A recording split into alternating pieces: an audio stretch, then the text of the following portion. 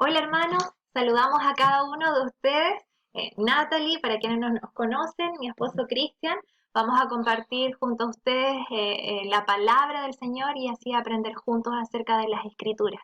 ¿De qué vamos a hablar hoy día? Un tema maravilloso, como toda la palabra del Señor, acerca del nacimiento de Jesús. ¿Qué aspecto vamos a hablar hoy día? Vamos a hablar acerca de los antepasados de Jesús, las circunstancias del nacimiento de Jesús, la adoración angelical, ese maravilloso momento en que se les aparece a los pastores y la presentación de Jesús en el templo.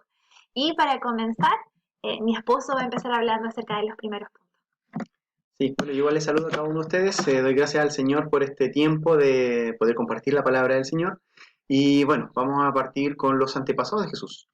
De los 4 evangelios que están en el Nuevo Testamento, dos de ellos nos hablan acerca de quiénes son los antepasados de Jesús. ¿Ya? Y bueno, vamos a darnos cuenta que Mateo está escribiendo acerca de la paternidad legal o real de Jesús. ¿Ya? Real no en el sentido de que la otra es falsa, no, sino que en el sentido de que Jesús, por ser descendiente de reyes, él postula a esos reyes ya como padres y antecesores de Jesús. Y hay que entender que Mateo se dirige a los judíos, por lo tanto, él tiene una intención ya al dirigirse a los judíos. Y él pretende demostrar que Jesús tiene el derecho para ser representado como un hijo de Abraham o es descendiente, la simiente prometida de Abraham. También él quiere dejarnos en claro que Jesús es el hijo de David. Y eso es algo central y fundamental en el Antiguo Testamento, que el Mesías vendría de la línea davídica, sería un hijo de David y que Jesús es el cumplimiento de la profecía del Antiguo Testamento. Ya, por lo tanto, lo que Mateo quiere hacer con su línea genealógica, ya que viene a ser un respaldo del mensaje que él quiere transmitir en su evangelio, es que Jesús es el rey de Israel. Ahora, por otro lado, Lucas, al basarse en la paternidad, pero física o fáctica de Jesús, ya la línea sanguínea, por así decir, desde José, y ahí vemos que Lucas no llega hasta Abraham como lo hace Mateo. Lo que hace Lucas es rastrear a Jesús a Jesús partiendo desde José, que era el descendiente de David, así también como María, ya, hasta Adán, ya, más allá que Mateo. ¿Y qué quiere decir esto a través de cómo lo escribe Lucas? Ya, que Jesús es, claro, es heredero también de un trono, pero que es eterno, ¿ya? También al vincular a Jesús con Adán, ya se está ampliando más allá de Israel. Quiere decir que Jesús se relaciona con toda la humanidad. Y por lo tanto, la misión que tiene Jesús es para todo el mundo, Amén. ¿ya? Entonces, mientras Mateo pretende dejarnos en claro que Jesús tiene todos los derechos y la autoridad para ser reclamado como el rey de Israel, Lucas dice que Jesús es en realidad el rey, pero de todo el linaje humano. Amén. ¿Ya? Amén. O sea que es una misma historia, pero vista desde dos puntos de vista. Claro, Se complementan. es una historia que es totalmente complementaria, no hay contradicción en ella, ¿ya? Ahora miren, con respecto a la fecha, el lugar donde nació Jesús y las circunstancias de su nacimiento, vamos a ver que aquí hay una mente detrás que está organizando todos estos hechos, ¿ya? A Dios no se le escapó ningún detalle. Y, bueno, antes de mostrar esa imagen, miren, Lucas nos dice lo siguiente: aconteció en aquellos días que se promulgó un edicto de parte de Augusto César. ¿Quién es Augusto César? Vamos a verlo en un momento más. Que todo el mundo fuese empadronado. Este primer censo se hizo siendo Cirenio gobernador de Siria. Ya, interesantemente, Lucas menciona a Augusto César. Ahora miren, todos los estudios arqueológicos e históricos apuntan a que Augusto es un sujeto que existió entre el año 27 a.C., su reinado fue entre el 27 a.C.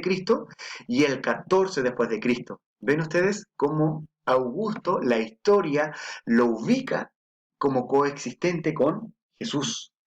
¿Ya? De la misma forma, Cirenio, qué nos dice la historia, los estudios arqueológicos, historias que hay? Dice que Publio Sulpicio Quirino, o Cirenio para los amigos, ya, eh, existió entre el 51 a.C. y el 21 después de Cristo.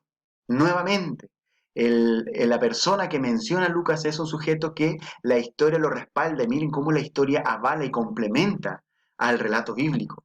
Entonces, interesantemente, miren, cuando uno busca Cirenio en Wikipedia, dice su periodo como gobernador de Siria es uno de los anclajes cronológicos del nacimiento de Jesús de Nazaret. O sea, es importantísimo Cirenio para entender cómo se vincula con la historia de Jesús de Nazaret. Ahí está, es interesante cómo la historia nos avala lo que tenemos en nuestra Biblia, lo cual nos dice que la Biblia es un texto digno de total confianza de parte de nosotros. Ahora, respecto del lugar de su nacimiento. Miren, y quería mencionar yo con respecto a la fecha del nacimiento de Jesús. Resulta que no es tan sencillo llegar y decir que Jesús, no sé, nació en el 1. En el año 1, 0. O el año 0.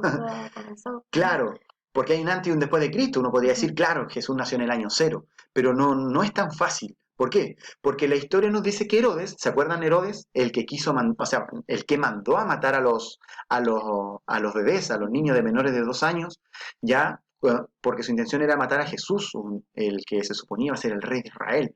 Entonces, si Jesús coexistió con Herodes, entonces, y Herodes dejó de existir en el año 4 a.C., entonces el nacimiento de Jesús tuvo que haber tenido lugar más o menos por ahí.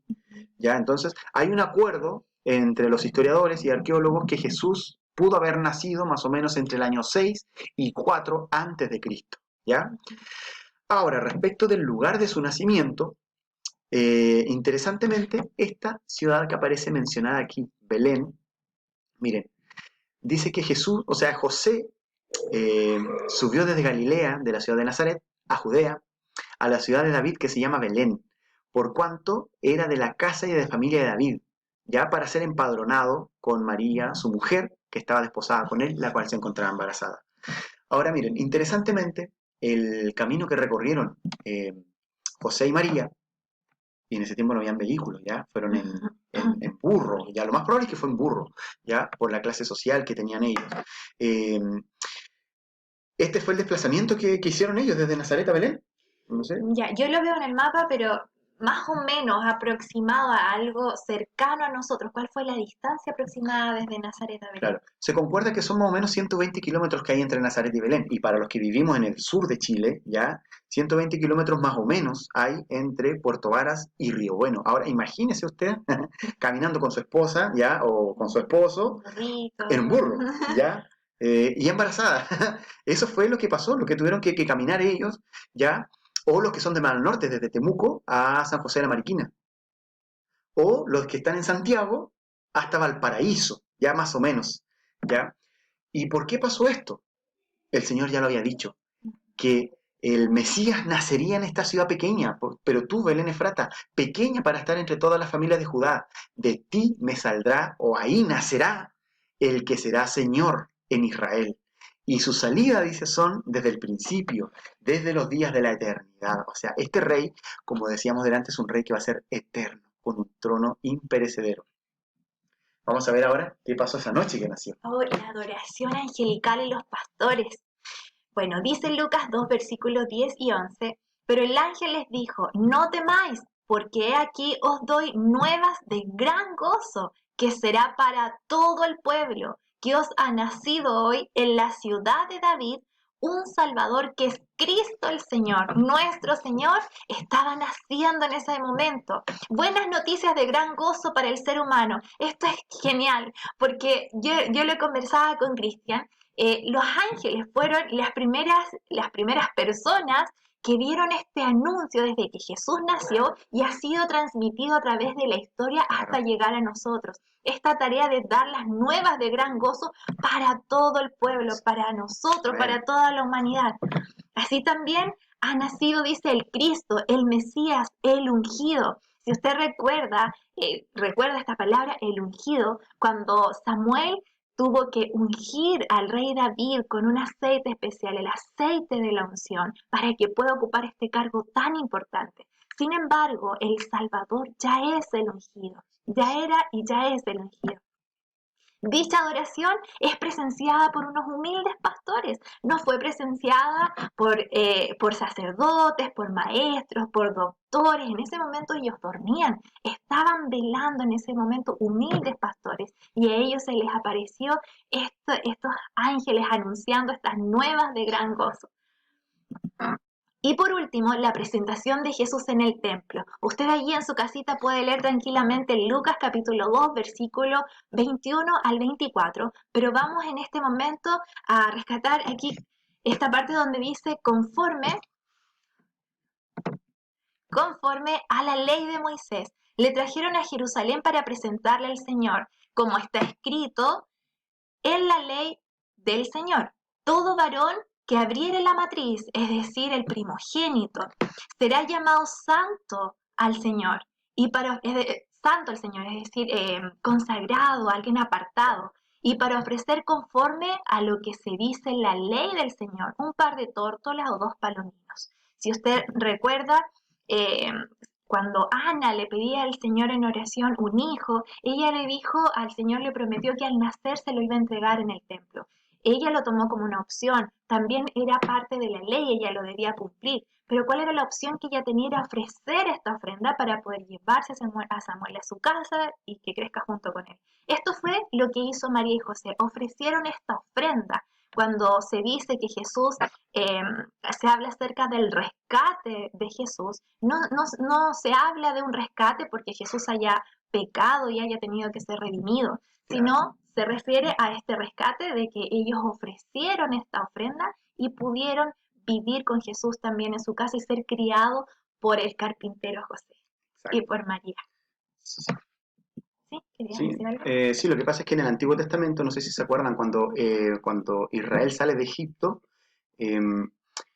a través de la Pascua, eso fue en el Éxodo capítulo 12, pero aquí vemos en Éxodo capítulo 13 ya una institución que da el Señor con respecto a que como Él le perdonó la vida a los primogénitos de Israel, entonces Dios dice, estos primogénitos van a ser míos, y tú tendrás que redimir a todo primogénito que nazca de aquí en adelante de tus hijos de Israel.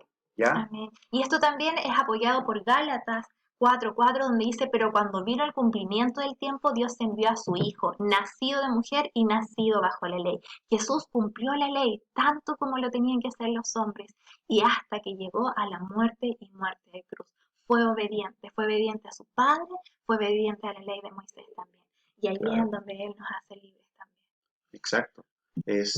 Miren, es sumamente riquísimo ver esto, como Jesús, Él tuvo que ser sometido, por así decir, voluntariamente, bueno, y cuando era niño, involuntariamente, a lo que fue la ley de Moisés, lo que fue la ley de Dios, Él tuvo que ser circuncidado. Circuncidado, tal ¿ya? como lo hacían los niños. Claro, porque él era un ciudadano israelita, un ciudadano judío, ¿ya? Él tuvo que ser presentado el rescate por él también, y como decía mi esposa, no un rescate por su pecado. Por el pecado, porque Jesús no conoció pecado. Claro. Alguien podría malentender eso, pero en realidad no. Eso es algo que Dios había instaurado. ¿Por qué? Porque Él antes le había perdonado la vida a los primogénitos.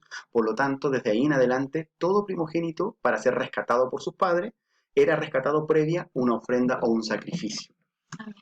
Bueno, con esto damos término a esta lección. Sí. Esperamos en el Señor hayan sido bendecidos, así como hemos sido bendecidos también con la palabra de Dios. Y usted también puede ser parte de este pueblo que lleva las noticias de gran gozo a otros lugares, comenzando con los nuestros, comenzando con los cercanos, desde aquí hasta lo último de la tierra. Amén. Interesante igual que, bueno, lo que nosotros hemos compartido hoy día es solamente una pincelada de toda esta hermosa historia. Ahora el desafío de usted para seguir profundizando. Ya la idea es que usted no sea alguien ahí quieto, sino que sea alguien bastante inquieto para seguir profundizando. Así que les animamos, que el Señor les bendiga y les enviamos un fuerte y bendecido abrazo. Dios les bendiga. Chao, chao. Chao.